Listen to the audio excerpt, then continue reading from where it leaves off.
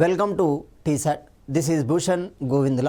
ఈరోజు మనం తెలంగాణ ఉద్యమంలో భాగంగా జయభారత్ రెడ్డి కమిటీ మరియు సుందరేషన్ కమిటీ, మరి ఈ కమిటీలు ఎందుకు ఏర్పాటు చేయబడ్డాయి, ఎవరి కాలంలో ఏర్పాటు చేయబడ్డాయి, ఎలాంటి నేపథ్యంలో ఏర్పాటు చేయబడ్డాయి గమనిస్తే దీనికి సంబంధించి మనకు ప్రాంతీయ పార్టీల యొక్క ప్రస్థానం అనేది కావాలి. మరి దక్షిణ భారతంలో ప్రాంతీయ పార్టీల యొక్క ప్రస్థానం ఏ విధంగా ప్రారంభమైంది, ఎక్కడ ప్రారంభమైంది గమనిస్తే మనకు తమిళనాడు కేంద్రంగా జస్టిస్ పార్టీ రూపంలో ఈ ప్రాంతీయ పార్టీల యొక్క మూలం అనేది ప్రారంభం కావడం జరుగుతుంది పూర్తిగా దక్షిణ భారతానికి సంబంధిస్తే. మరి అలాంటి క్రమంలోనే ఈ జస్టిస్ పార్టీ నుండే డిఎంకే పార్టీ అనేది ఉద్భవిస్తుంది. ద్రావిడ మున్నేగ్ర కజగా అంటున్నాం. అలాంటి క్రమంలోనే వచ్చిన భేదాభిప్రాయాలు, అప్పటికే సినీ నటుడుగా ఉన్న ఒక వ్యక్తి క్రమంగా ఎంజి రామచంద్రన్ అంటున్నాం, ఏఐఏడిఎంకే అంటున్నాం, ఆల్ ఇండియా అన్న ద్రావిడ మున్నేగ్ర కజగా అంటున్నాం, ఏఐఏడిఎంకేను ఏర్పాటు చేయడం జరుగుతుంది. దీంతో ప్రాంతీయ పార్టీల యొక్క పరంపర అనేది ప్రారంభమవుతుంది. దీని ఆధారితంగానే ఉమ్మడి ఆంధ్రప్రదేశ్లో కూడా ఒక భావజాలం అనేది క్రియేట్ అవుతుంది. అప్పటికే ఒత్తిడి ఉంది, కానీ పరిస్థితులు రాలేదు. కానీ ఆ పరిస్థితులు ఉద్భవిస్తున్నాయి. ఏంటి? ఆనాటి కాంగ్రెస్ ప్రభుత్వం, ఆనాటి కేంద్రంగా ఉన్న కాంగ్రెస్ ప్రభుత్వం రాష్ట్ర స్థాయి నాయకత్వాన్ని ముఖ్యమంత్రులతో సహా అందరినీ బహిరంగానే అవమానించడం మొదలుపెట్టింది. అంతేకాకుండా ఎన్టీ రామారావుకు రాజ్యసభ సీటును తిరస్కరించడం జరుగుతుంది. ఇలాంటి నేపథ్యంలో తెలుగువారికి జరుగుతున్న వివక్ష నేపథ్యంలోనే తమ ఆత్మగౌరవాన్ని కాపాడుకోవాలి, తెలుగు జాతి ఆత్మగౌరవాన్ని ప్రధాన ప్రాతిపదికగా చూపిస్తూ ఏర్పాటు చేయబడింది టీడీపీ పార్టీ అవుతుంది. మరి అలాంటి టీడీపీ పార్టీకి ఆనాటి ఉద్యోగ సంఘాలు అనేక రకాల మెమోరాండాలు ఇవ్వడం జరుగుతుంది. ఆ మెమోరాండాలకు స్పందించిన ఎన్టీ రామారావు క్లియర్గా జయభారత్ రెడ్డి కమిటీని వేయడం జరిగింది. మరి అలాంటి జయభారత్ రెడ్డి కమిటీ ఏ విధమైన రిపోర్ట్ను అందించింది గమనించాలి. 1982లో ఆంధ్రప్రదేశ్ కేంద్రంగా ఏర్పడిన మొట్టమొదటి ప్రాంతీయ పార్టీ అవుతుంది టీడీపీ పార్టీ అవుతుంది. ఈ విషయాన్ని బాగా గమనించాలి. మొత్తం భారతీయ చరిత్రలోనే కాంగ్రెసేతర ప్రభుత్వాన్ని ఏర్పాటు చేసింది ఎక్కడ? కేరళ కేంద్రంగా ఏర్పాటు చేయబడుతుంది. చూడండి, కేరళ కేంద్రంగా ఏర్పాటు చేస్తున్నారు. ఎవరు ఏర్పాటు చేస్తున్నారు? నంబూది ప్రసాద్ అంటున్నాం. సో నంబూది ప్రసాద్ అనేవాడు ఎక్కడ? కేరళ కేంద్రంగా మొట్టమొదటి కాంగ్రెసేతర ప్రభుత్వాన్ని రాష్ట్ర స్థాయిలో ఏర్పాటు చేశాడు. అదే కేంద్ర స్థాయిలో కనుక గమనిస్తే మొరార్జీ దేశాయ్ ప్రభుత్వం అనేది ఏర్పడుతుంది. మనం ఇక్కడ గమనించాలి. మరి అలాగే ఉమ్మడి ఆంధ్రప్రదేశ్లో మొట్టమొదటి ప్రాంతీయ పార్టీ ఏంటి?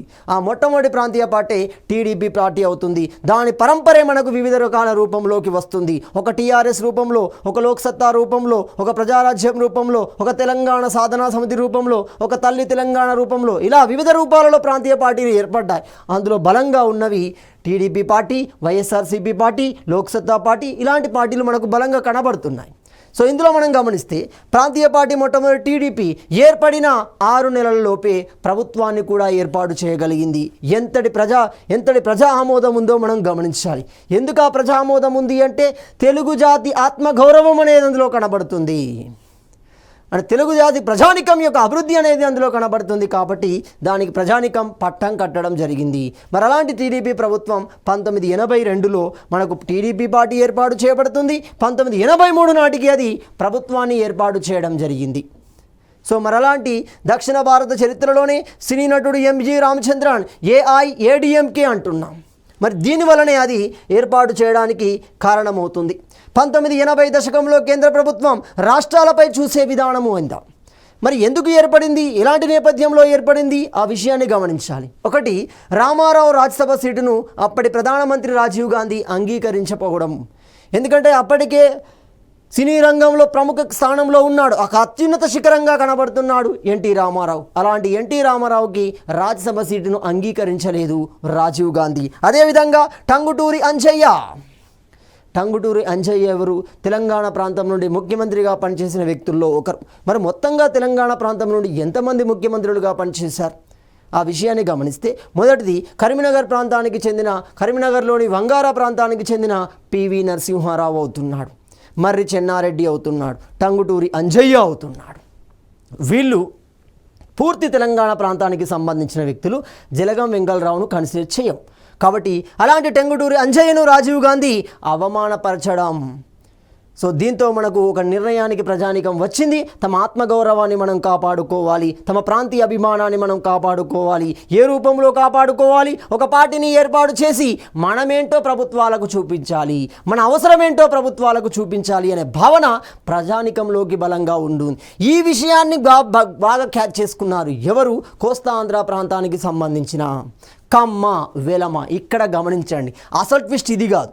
ప్రాంతీయ పార్టీ ఏర్పడింది అనేది మనకు బయటకు చూపించిన డ్రామా ఏంటిది అంటే తెలుగు జాతి ఆత్మగౌరవం కాదు. ఇక్కడ గమనిస్తే కమ్మ, వెలమలతో కూడిన రెడ్డి వర్గాల మధ్య గొడవ. ఇప్పుడు క్లియర్గా గమనించండి. మనకు 1956లో గమనిస్తే, సో 1956 సంవత్సరంలో కనుక గమనిస్తే జరిగిన విషయం మనకి ఇక్కడ క్లారిటీ వస్తుంది. అసలు 1956లో విశాలాంధ్ర ఏర్పడడానికి, అసలు ఆంధ్రప్రదేశ్ ఏర్పడడానికి లోతైన విషయం ఏంటి? ప్రజానికానికి తెలియని విషయం ఏంటి? బ్రాహ్మణ రెడ్డి వర్గాల మధ్య జరిగిన గొడవ. రాజకీయ అధికారం కోసం ఈ రెండు వర్గాల మధ్య జరిగిన వైరుధ్యమే ఆ ఆంధ్రప్రదేశ్ ఏర్పడడానికి ప్రధాన కారణమవుతుంది. దాన్ని చూపించకుండా దాన్ని తెరమరుగు చేసి పై విషయాన్ని చూపించారు. తెలుగు వారందరూ ఒకే ప్రాంతంగా ఉంటే బాగుంటుంది, అభివృద్ధి సాధించగలుగుతామని ఒక డ్రామాని క్రియేట్ చేశారు. కానీ లోపల జరిగింది ఏంది? అదే. కానీ అది అవసరమే. ఎందుకంటే అప్పటికి రాజకీయంగా ఉన్నత అధికారాలు పొందుతుంది బ్రాహ్మణ వర్గమే, ఉన్నత స్థానాలలో ఉంటుంది బ్రాహ్మణ వర్గమే. కాలక్రమంలో రెడ్డి వర్గాలు కూడా ఆర్థికంగా బలంగా ఉన్నాయి, విద్యాపరంగా బలంగా ఉన్నాయి, అన్ని రకాలుగా బలంగా ఉన్నాయి. ఒక రంగం తప్ప, రాజకీయ రంగం తప్ప. మరి మనకేం కాలేదు? మనకు ఆర్థికంగా ఉన్నాం, సామాజికంగా ఉన్నాం, అన్ని రకాలుగా ఉన్నాం. మనం రాజకీయంగా ఎందుకు అర్హులం కాము? మనకు ముఖ్యమంత్రి పదవి చేపట్టే దమ్ము లేదా? మనకు ప్రధానమంత్రి పదవి చేపట్టే దమ్ము లేదా? రాజకీయంగా మనం ఎదిగే దమ్ము లేదా? మరి ఏంటి? కాబట్టి ఈ రెడ్డి బ్రాహ్మణ వర్గాల యొక్క ప్రధాన వైరుధ్యమే ఆనాటి ఆంధ్రప్రదేశ్ ఏర్పడడంలో క్రియాశీలకంగా ఉన్న అంశం. ఇక్కడ కూడా గమనించండి, ప్రాంతీయ పార్టీలో క్రమంగా ఈ రెడ్డి వర్గాలు ఉన్నత వర్గాలుగా రాజకీయంగా ఎదగడం వల్ల, రాజకీయంగా ఉన్నతాధికారాన్ని చేపట్టడంతో వారికి సమానమైన వర్గాలు అంటున్నాం కమ్మ, వెలమ వర్గాలు. వీళ్ళు కూడా పంటలలో అధిక ఉత్పత్తి సాధించి, దిగుబడి సాధించి ఆర్థికంగా ఎదిగిపోయారు. పెట్టుబడిదారులుగా, ఇండస్ట్రియలిస్టులుగా అనేక రంగాలలో వాళ్ళు అభివృద్ధి చెందారు. కానీ మళ్ళా వాళ్ళకి ఎక్కడ శూన్యత కనబడుతుంది? రాజకీయంగా శూన్యత కనబడుతుంది. ఆ సందర్భం వాళ్ళకు రాలేదు, కానీ ఇక్కడ వచ్చింది. చూడండి, ఎన్టీ రామారావు లాంటి వ్యక్తిని దూషించడం, తెలుగు జాతిని దూషించడం, దీన్నే అదునుగా తీసుకొని ఈ విషయాన్ని ప్రధాన అంశంగా చూపిస్తూ ఒక ప్రాంతీయ పార్టీని ఎన్టీ రామారావుని తెర మీదికి తీసుకొచ్చారు. ఎన్టీ రామారావుకు చాలా నచ్చ చెప్పారు. నాకు రాజకీయం ఇష్టం లేదు అన్న అతను తెర మీదికి తీసుకొచ్చారు. మరి ఎలా నేను సక్సెస్ కాగలుగుతాను? ఈ రాజకీయంలో నేను సక్సెస్ కాలేను, ఇండస్ట్రీలో సక్సెస్ అయినంత ఈజీగా ఇక్కడ సక్సెస్ కావడానికి అవకాశం లేదు. కానీ అతనికి చూపించారు ఎవరిని? ఎంజి రామచంద్రన్ని. సినీ ఇండస్ట్రీలో రాజ్యమేలిన, తమిళనాడు సినీ ఇండస్ట్రీలో ఒక వెలుగు వెలిగిన ఎంజి రామచంద్రన్ని ప్రజలు ఏ విధంగా ఆదరించారు. కాబట్టి అంతకంటే ఎక్కువగా నిన్ను ఆదరించే అవకాశం ఉంది. కాబట్టి ఆ విషయాన్ని నచ్చజెప్పి మొత్తంగా ఎన్టీ రామారావును బయటికి చూపిస్తూ ఒక టీడీపీ పార్టీని ఈ కమ్మ వెలగ వర్గం తమ రాజకీయ భవిష్యత్తు కోసం నిర్మించుకోవడం జరిగింది. అంటే మొత్తంగా ఇది జరిగిన విషయం. సో ఆ విషయం అర్థమైతేనే నీకు జయభారతి రెడ్డి కమిటీని ఎందుకు ఆపేసిందో అర్థమవుతుంది. చూడండి, జయభారతి రెడ్డి కమిటీ వేసింది మంచిదే, ఉద్దేశం మంచిదే, ఎన్టీ రామారావు ఉద్దేశం మంచిదే. కానీ వెనుక ఉన్న బలాలు ఏంటి? ఈ పెట్టుబడిదారులే, ఈ భూస్వాములే, ఈ పెట్టుబడిదారులే. వీళ్ళు మాత్రమే ఉన్నారు. ఆ కమ్మ వెలమ రూపంలో ఉన్న వర్గాలు మాత్రమే ఉన్నారు. కాబట్టి ఇక్కడ ఈ ప్రాంతీయ పార్టీలనే మొత్తంగా టీడీపీ రూపంలో మనకు 1982 మార్చి నాటికి ఏర్పాటు చేయబడడం జరిగింది. టీడీపీ ఏర్పడిన సంవత్సరంలోపే, ఖచ్చితంగా గమనిస్తే 7 నెలల్లోపే ప్రభుత్వాన్ని ఏర్పాటు చేయగలిగింది. మరి ప్రభుత్వాన్ని ఏర్పాటు చేసింది టీడీపీ పార్టీ. తెలుగు జాతి భావన, నక్సలైట్లే నిజమైన దేశభక్తులు అనే 2 విషయాలను ఉపయోగించింది. చూడండి, ఇక్కడ తెలంగాణ కేంద్రంగా ఉన్న బలమైన విధానం ఏంటి? ప్రజల్లో నాటకపోయిన విషయం ఏంటి? కమ్యూనిస్ట్. కాబట్టి ఈ కమ్యూనిస్టు ఓట్లను కూడా తమ వైపు తిప్పుకోవడానికి కమ్యూనిస్టులే నిజమైన దేశభక్తులు అన్నారు. తెలంగాణ ఓటు బ్యాంకును మొత్తం తమ వైపు తిప్పుకున్నారు. తెలుగు జాతి ఆత్మగౌరవం అన్నారు. ఆంధ్ర ఓటు బ్యాంకును తమ వైపు తిప్పుకొని ప్రభుత్వాన్ని ఏర్పాటు చేయగలిగారు. ఉద్దేశం మంచిదే, దాని ఇంప్లిమెంటేషన్లో మార్పు వచ్చింది. చూడండి, క్లియర్గా గమనిస్తే ఇలాంటి ప్రాతిపదికన మనకు ఎన్నికలు అనేవి నిర్వహించారు. ఆ ఎన్నికలలో విజయాన్ని సాధించడం జరిగింది. సో ఎన్టీఆర్ ప్రభుత్వం ఏర్పడడంతో ఉద్యోగుల్లో కొత్త ఆశలు అనేవి చిగురించాయి. తమ సమస్యలకు పరిష్కారం దొరుకుతుంది. ఇప్పటి వరకు దొరకని పరిష్కారాలు ఇక్కడ దొరికే అవకాశం ఉంటుంది. కాబట్టి అనేక మంది ఉద్యోగ సంఘాల ద్వారా తమ సమస్యలను, తమ గోడును విన్నవించుకునే ప్రయత్నం చేశాయి. ఆ గోడును విన్న ఆనాటి ముఖ్యమంత్రి ఎన్టీ రామారావు 1984 చివరలో ఏం చేస్తున్నాడు, మనకు జయభారత్ రెడ్డి కమిటీని వేయడం జరుగుతుంది. మరి ఈ జయభారత్ రెడ్డి కమిటీ ఏ విధంగా నిర్మించబడింది, ఎంతమంది సభ్యులు ఉన్నారు గమనిస్తే 1984లో ఏర్పాటు చేయబడ్డది. మరి అలాంటి జయభారత్ రెడ్డి కమిటీని మనము త్రిసభ్య కమిటీగా పిలవడం జరుగుతుంది. ఎందుకంటున్నాం, ఒక కమిటీలో ఉన్న సభ్యుల సంఖ్యను బట్టి ఆ కమిటీకి పేరు పెట్టడం జరుగుతుంది. మరి అలాంటి పేరులో ఈ జయభారత్ రెడ్డి కమిటీలో ఎంతమంది ఉన్నారు, 3 ఉంటున్నారు. అంటే మనకి ఎంటున్నారు 1+2 అనేది ఉంటుంది. మరి ఈ 1+2 3 సభ్యులు ఎవరు అంటే IAS officers, or IAS officers. ఈ 3 ఐఏఎస్ ఆఫీసర్స్ కాబట్టి దీన్ని మరో పేరుతో పిలుస్తున్నారు ఆఫీసర్స్ కమిటీ అంటున్నాం. ఆఫీసర్స్ కమిటీ అనడానికి రీజన్ ఏంటి అంటే ఆ 3 ఐఏఎస్ ఆఫీసర్లు కావడం. అదేవిధంగా దీనిని 1984 చివరిలో ఏర్పాటు చేయడం జరిగింది. మరి ఆ 3 ఎవరు, ఒకరు కమల్నాథన్, 2 ఉమాపతి అవుతున్నాడు. ఈ కమల్నాథన్, ఉమాపతి, జయభారత్ రెడ్డి 3తో కూడిన జయభారత్ రెడ్డి కమిటీ అనేది ఏర్పాటు చేయబడడం జరిగింది. అధ్యక్షుడు జయభారత్ రెడ్డి కాబట్టి కమిటీని ఆ విధంగా పిలుస్తున్నాం. ఇప్పుడు శ్రీకృష్ణ కమిటీ చూడండి, దానికి జస్టిస్ బిఎన్ శ్రీకృష్ణ ఉంటాడు. ప్రణబ్ ముఖర్జీ కమిటీ చూడండి, ప్రణబ్ ముఖర్జీ దానికి అధ్యక్షుడిగా ఉంటాడు. ఎవరైతే అధ్యక్షుడు ఉంటారో అతని పేరే పెట్టడం జరుగుతుంది. ఇంకా సింపుల్ ఎస్ఆర్సి అంటాం, స్టేట్ రీఆర్గనైజేషన్ కమిషన్, దానికి అధ్యక్షుడు ఎవరు, ఫజల్ అలీ. సో ఫజల్ అలీ కమిషన్ అని అంటున్నాం. కాబట్టి ఇక్కడ జయభారత్ రెడ్డి అధ్యక్షుడు కాబట్టి ఆ కమిటీకి జయభారత్ రెడ్డి కమిటీ అని పేరు పెట్టడం జరిగింది. తన నివేదికని 1984 చివరి నాటికి ఇవ్వడం జరుగుతుంది. అంటే అక్టోబర్ నవంబర్ మధ్యలో అది ఇస్తుంది. ఏది మనకు జయభారత్ రెడ్డి కమిటీ నివేదిక అనేది ఇస్తుంది. మరి ఆ నివేదికలో ఏమున్నాయి, ఆ నివేదిక మొత్తం ఎంతగా ఉంది గమనిస్తే 36 పేజీలను కలిగి ఉండడం జరిగింది. సో 36 పేజీలతో కూడిన నివేదిక జయభారత్ రెడ్డి కమిటీ రూపంలో బయటికి పంపించడం జరుగుతుంది. మరి ఆ 36 పేజీల నివేదికలో ఏమున్నాయి, ఏ అంశానికి సంబంధించి, ఏ సంవత్సరాలకు సంబంధించిన సమస్యలు అందులో ప్రస్తావించబడ్డాయి గమనిస్తే ఈ కమిటీ నివేదిక రూపొందించడానికి తీసుకున్న ప్రధాన అంశం 1975 అక్టోబర్ 18 అంటున్నాం. అక్టోబర్ 18 అంటేనే ఏమవుతుంది, 1975 అక్టోబర్ 18 అంటే రాష్ట్రపతి ఉత్తర్వులు ఏమవుతున్నాయి, 524(E) అంటాం చూడండి. 1984 జూన్ మధ్య జరిగిన నియామకాలు, ఫస్ట్ పాయింట్, నియామకాలు జరిగాయి. 2 బదిలీలు అంటున్నాం, 3 పదోన్నతులు అంటాం, 4 పోస్టింగులు అంటాం, ఇలాంటి కేటాయింపులు అంటున్నాం. ఈ విషయాలలో జరిగిన ఉల్లంఘనలు, ఈ కేటాయింపులు, ఈ విషయాలు రాష్ట్రపతి ఉత్తర్వులను అనుసరించే జరిగాయా లేదా ఉల్లంఘించబడ్డాయా చూడాలి. నియామకాల పరంగా చూడాలి, బదిలీల పరంగా చూడాలి, పదోన్నతుల పరంగా చూడాలి, పోస్టింగ్ల పరంగా చూడాలి, కేటాయింపుల పరంగా చూడాలి. అంటే ప్రతి అంశాన్ని రాష్ట్రపతి ఉత్తర్వులోని సంబంధిత అంశంతో టాలీ చేయాలి. చేసినప్పుడు అది ఉల్లంఘించబడిందా లేదా అది నిర్ణయం తీసుకోవడం జరుగుతుంది. అంటే సింపుల్గా రాష్ట్రపతి ఉత్తర్వులు ఎంతవరకు అమలు చేయబడ్డాయి, ఏ విధంగా ఉల్లంఘించబడ్డాయి అనే లోతైన విశ్లేషణ కోసం ఏర్పాటు చేయబడిందే జయభారత్ రెడ్డి కమిటీ అవుతుంది. క్లియర్. సో క్లియర్గా గమనిస్తే ఈ ఉద్యోగాలు రాష్ట్రపతి ఉత్తర్వుల నిబంధనకు అనుగుణంగా జరిగాయా అని చూస్తుంది. మరి ఏం చెప్తుంది, మరి జరిగాయా అంటే జరగలేదు, ఆ విషయం క్లారిటీ వస్తుంది. సో ఈ కమిటీ నివేదిక ప్రకారం మొత్తం తెలంగాణలో ఎన్ని జోన్లు ఉన్నాయి రాష్ట్రపతి ఉత్తర్వుల ప్రకారం, మొత్తం 6 జోన్లలో 2 జోన్లు తెలంగాణ ప్రాంతానికి కేటాయించబడ్డాయి. అందులో జోన్ 5, జోన్ 6 అనేది తెలంగాణ ప్రాంతానికి కేటాయించబడిన జోన్లు అవుతాయి 2. మరి ఇక్కడ ఏం జరిగింది అనేది కావాలి. ఇంకా మనం లోతుగా వెళ్తున్నాం చూడండి. మొత్తంగా ఏం చేశాం జయభారత్ రెడ్డి అంటే రాష్ట్రపతి ఉత్తర్వులు అమలు చేసిన విధానం, ఉల్లంఘించబడిన విధానాన్ని చర్చించాలి. ఎక్కడ చర్చించాలి, తెలంగాణ ప్రాంతంలో చర్చించాలి. తెలంగాణలో ఎక్కడ చర్చించాలి, జోన్ 5, జోన్ 6లో చర్చించాలి. లోతుగా వెళ్తాం చూడండి. అంటే సింపుల్గా తెలంగాణ ప్రాంతంలోని జోన్ 5, జోన్ 6లో నియామకాల పరంగా జరిగిన రాష్ట్రపతి ఉత్తర్వుల ఉల్లంఘనని ఇది బయట పెట్టింది చూడండి. ఏమంటుంది, 58,962 అంటాం. దాదాపుగా 59,000 మంది. ఇక్కడ విషయాన్ని గమనించండి. ఈ 59,000 మంది ఎప్పటి నుండి గమనిస్తే 1975 నుండి 1984 మధ్య, అంటే దాదాపుగా కేవలం 9 సంవత్సరాలలోనే. అంతకుముందు ఎంతోమంది ఉన్నారు. ఇది కేవలం లెక్క ఎక్కడ, 60,000 లెక్క ఎక్కడ, కేవలం 9 సంవత్సరాల లెక్క ఇది. అంటే రాష్ట్రపతి ఉత్తర్వులు వచ్చిన తర్వాత వచ్చిన లెక్క ఇది. అంతకన్నా ముందు ఎన్నో జరిగాయి, అవన్నీ వాళ్ళు కన్ఫర్మ్ అయిపోయారు వాళ్ళు. అని ఇప్పుడు కేవలం ఈ లెక్కే చూడండి. 58,962 మంది జోన్ 5, జోన్ 6లో వివిధ రూపాలలో, వివిధ మార్గాలలో ఉద్యోగాలు కొల్లగొట్టారు. అంటే ఈ 60,000 మంది ఎవరు ఉండాలి, ఒరిజినల్గా తెలంగాణ వారు ఉండాలి. ఆ ప్లేస్ను వీళ్ళు భర్తీ చేశారు. సో మరి ఈ 58,962లో ఎక్కువ ఎక్కడ ఉంది గమనిస్తే 6వ జోన్కు సంబంధించిన హైదరాబాదులోనే ఉండడం జరిగింది. క్లియర్గా చూడండి, క్లియర్గా గమనిస్తే అర్థమవుతుంది. శాతం పరంగా అడగవచ్చు, సంఖ్యాపరంగా అడగవచ్చు.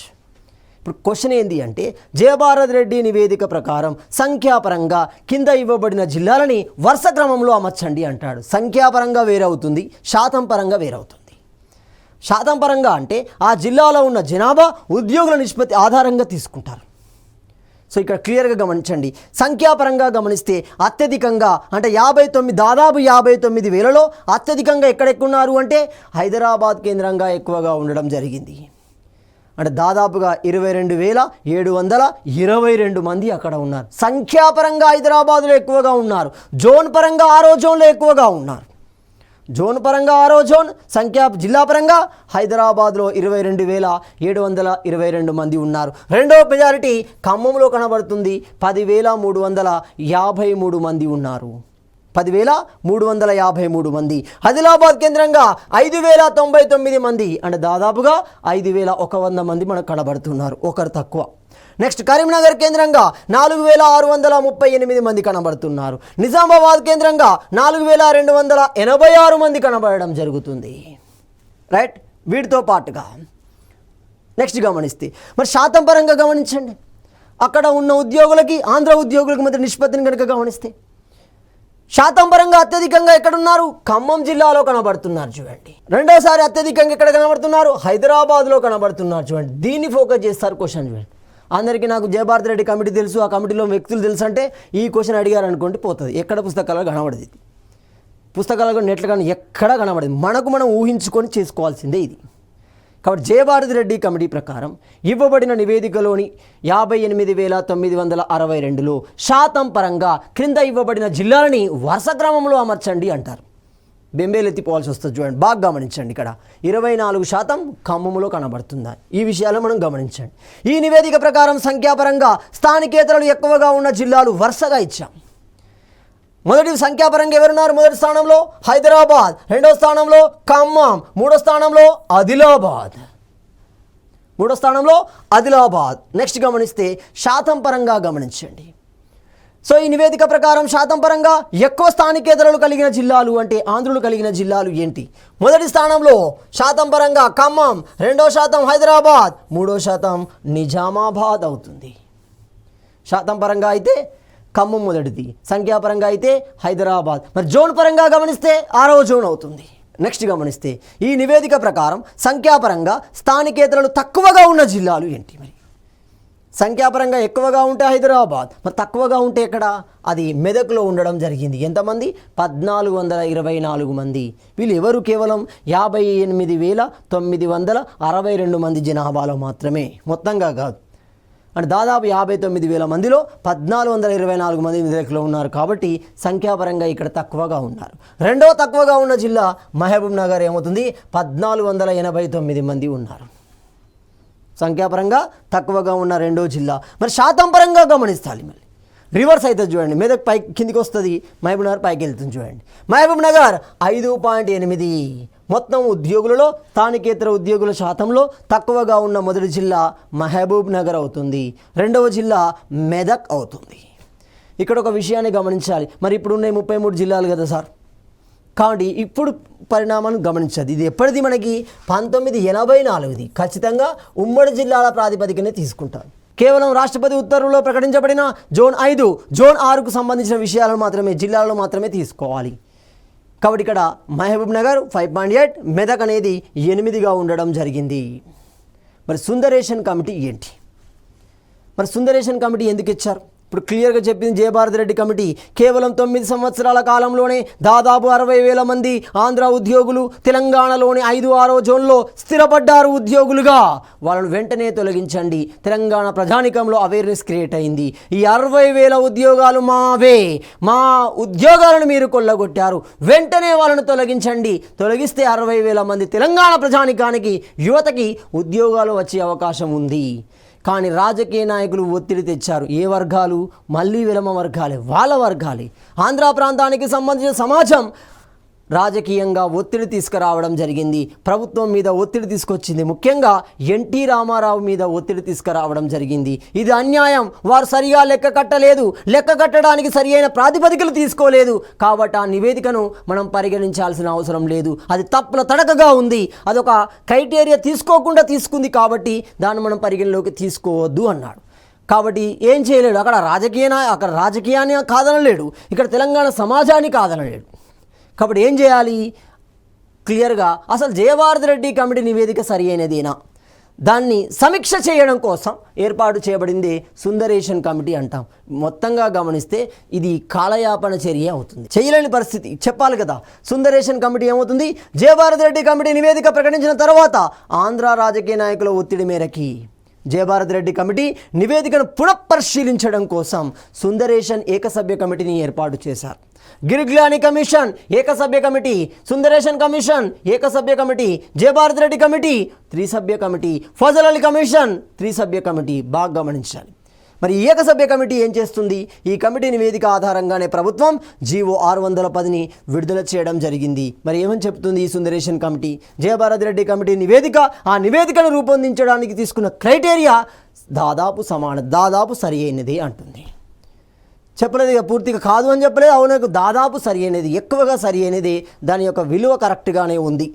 సో దాదాపుగా 60,000 వరకు 5-6వ తెలంగాణ జోన్లో ఆంధ్రులు అనేవాళ్ళు వివిధ రూపాలలో ఉద్యోగాలు పొందారు అనే విషయాన్ని అక్కడ ప్రస్తావించడం జరుగుతుంది.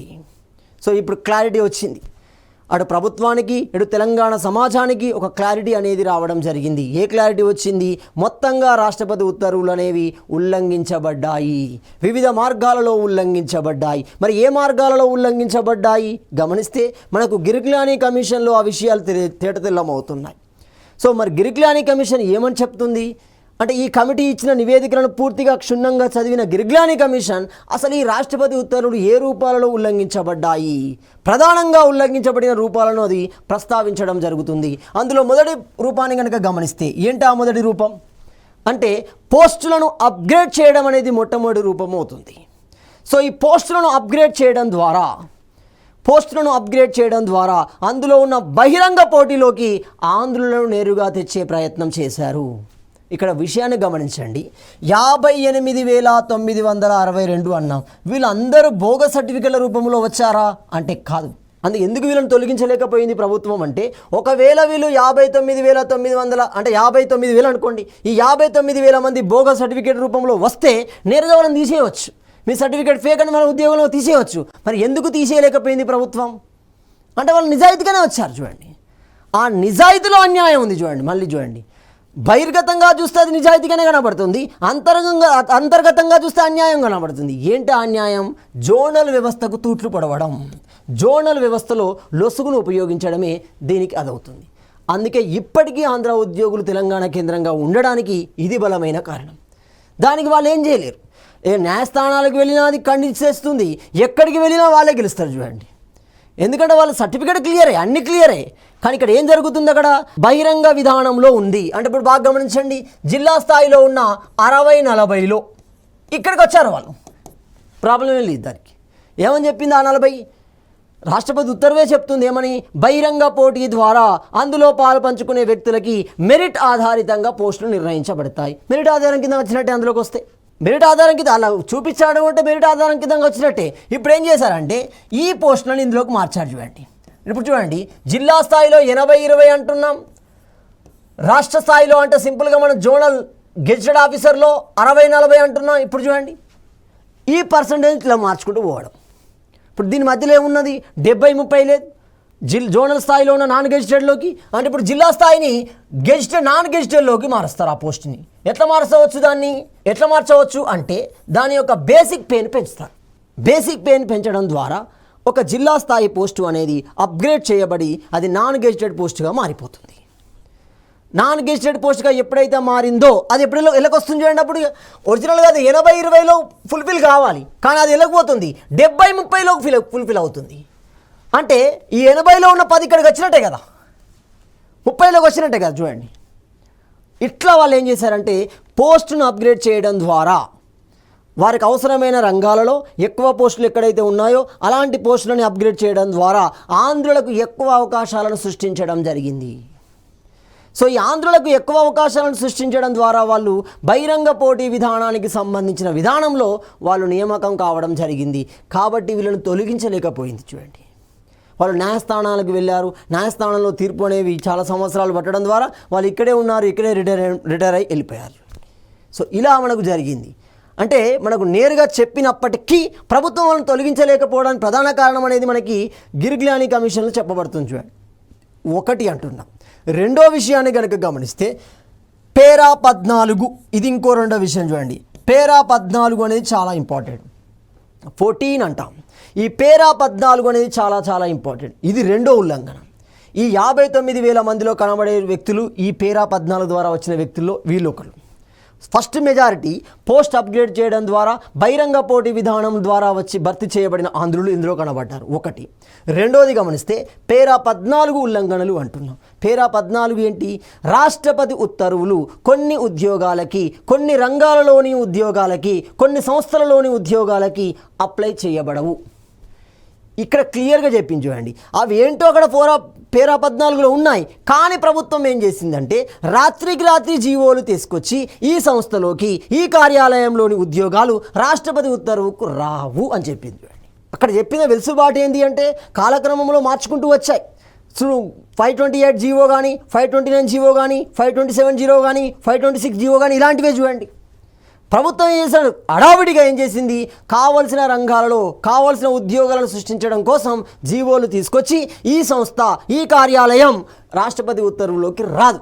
కాబట్టి ఏం చేయాలి? ఆందోళన తీసుకోవచ్చు. ఇక్కడ 728 మళ్ళీ కనబడుతుంది. చూడండి, సమన్యాయం సమభాగస్వామ్యం అన్నాం. దానికి ఎప్పుడో తుట్లు పడిసారు. చూడండి, అంటే ఇప్పుడు క్లియర్గా గమనిస్తే రాష్ట్రపతి ఉత్తర్వులు ఆధీనంలోని రాని సంస్థలు పేరా 14లో ప్రకటించబడ్డాయి. ఇక్కడ ఉల్లంఘన చేయడం ద్వారా 2 అంటున్నాం. మూడోది గమనిస్తే ఈ పేరా 14లోని ఉద్యోగాల నియామకం సందర్భంలో ఇటు తెలంగాణ అటు ఆంధ్ర ప్రాంతాలకు మధ్య నియామకాలు జరిగినప్పుడు ఏం చేయాలి? సమన్యాయం సమభాగస్వామ్యాన్ని ఉపయోగించాలి. So equal share and equal distribution ఉపయోగించాలి. కానీ ఆ సూత్రానికి మళ్ళీ గండి కొట్టారు. ఆ సూత్రానికి గండి కొట్టి మరికొంతమంది ఆంధ్ర వ్యక్తులకి వెసులుబాటు అనేది క్రియేట్ చేయబడ్డారు. ఇవి 3 అవుతున్నాయి. చూడండి, 3. అసలుది 4 చూడండి. ఇందులో ఉన్న 4వ అంశాన్ని కనుక గమనిస్తే కారుణ్య నియామకాల ద్వారా వచ్చిన వ్యక్తులే. సమాజం దృష్టిలో కనుక గమనిస్తే మానవతా కోణం కనబడుతుంది. చూడండి, కారుణ్యము అనగానే అయ్యో వాళ్ళ ఫాదర్ చనిపోయాడు కదా, వాళ్ళ కుటుంబకు ఆధారం ఎక్కడ? ఆ కొడుకే కదా ఆధారం. వాళ్ళకి ఏదైనా ఉద్యోగం ఇస్తే బాగుంటుంది. ఇచ్చే ఉద్యోగం పెద్దది కూడా కాదు. ఏమిస్తారు? క్లర్క్ పోస్టులే ఇస్తారు. చూడండి, ప్యూన్ కానీ చిన్న చిన్న స్థాయిలో ఉన్న పోస్టులు కానీ ఇస్తారు. చూడండి, కాబట్టి దాన్ని పెద్దగా సమాజం దృష్టిలో చూడలేరు.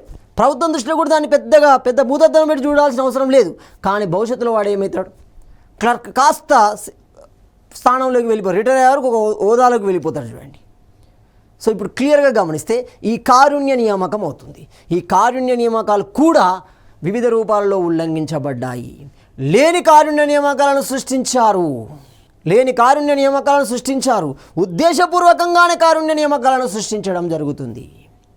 సో ఇలాంటి అంశాలు మనకి ఏమని చెప్తున్నాయి అంటే మనకి జయభారత్ రెడ్డి కమిటీలో ఉన్న ఈ 59,000 మంది రావడంలో ఇవి ప్రధాన కారణాలు అనేవి మనకు గిరిగ్లాని కమిషన్ 2001లో వచ్చిన గిరిగ్లాని కమిషన్ ద్వారా అర్థమవుతాయి. అంటే జయభారత్ రెడ్డి కమిటీ ఎంత లోతుగా ఒక విషయాన్ని పరిశీలించిందో. అని ఇప్పుడు గిరిగ్లాని కమిషన్ తన నివేదిక రూపొందించడంలో ఇలాంటి కమిటీల యొక్క నివేదికను కూడా క్షుణ్ణంగా పరిశీలించింది. తన నివేదికని ఒక స్పష్టంగా సమగ్రంగా అది రూపొందించగలిగింది.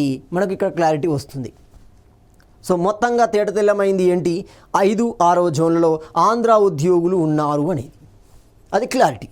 కాబట్టి తెలంగాణ సమాజం అనేక ఉద్యమాలు ప్రారంభించడం జరుగుతుంది. వారిని వెంటనే తొలగించాలి. ఆ ఉద్యోగాలలో తెలంగాణ వారిచే భర్తీ చేయాలి అని ప్రభుత్వానికి వ్యతిరేకంగా నినాదాలు, నిరసనలు, ఉద్యమాలు నిర్వహించబడ్డాయి. ప్రభుత్వం చేయని పరిస్థితి గత్యంతరం లేదుగా. ఖచ్చితం వచ్చి ఇప్పుడు ఇంకో కమిటీ చేసినా కూడా అదే చెప్పింది. దాదాపు జయభారత్ రెడ్డి కమిటీ ఇచ్చిన నివేదిక అందులో ఉన్న సంఖ్య సరి అయినదే అని చెప్పింది. దీంతో ప్రజానీకం ఊరుకుంటుందా? సో ప్రభుత్వం ఏం చేసింది? తప్పనిసరిగా వారిని తొలగించే చర్యల్లో భాగంగా జీవో 610ని తీసుకురావడం జరుగుతుంది. ఇక్కడ జీవో అంటే గవర్నమెంట్ ఆర్డర్ 610ని తీసుకురావడం జరుగుతుంది. 1985 డిసెంబర్ 30వ తేదీన జీవో 610ని అమల్లోకి తీసుకొచ్చింది, కానీ దాన్ని ఇంప్లిమెంట్ చేయలేదు. ఆ రోజు ప్రకటించింది బాగానే ఉంది, ఆ ప్రకటించే అంశంలో ఏమేమి ఉందో మనం చూడాలి. అంటే ఇప్పుడు క్లియర్గా జీవో 610 రావడానికి ప్రధాన కారణం ఏంటి అంటే సుందరేషన్ కమిటీ అంటాం. ఇక్కడ ఒక అభ్యర్థులు మిస్ మ్యాచ్ అవుతారు చూడండి. ఒరిజినల్గా జీవో 610 ఖచ్చితంగా సుందరేషన్ కమిటీ వలన వచ్చిందా అంటే కాదు. జయభారత్ రెడ్డి సుందరేషన్ కమిటీల యొక్క నివేదికల సారాంశంగానే మనకి ప్రభుత్వం తీసుకొచ్చిన నిర్ణయమే జీవో 610 అవుతుంది. సో ఈ జీవో 610 రావడంతో ప్రజాలికంలో ఒక స్తబ్దత అనేది క్రియేట్ అవుతుంది. మాకు న్యాయం జరుగుతుంది అనే ఒక భావన క్రియేట్ అయ్యింది.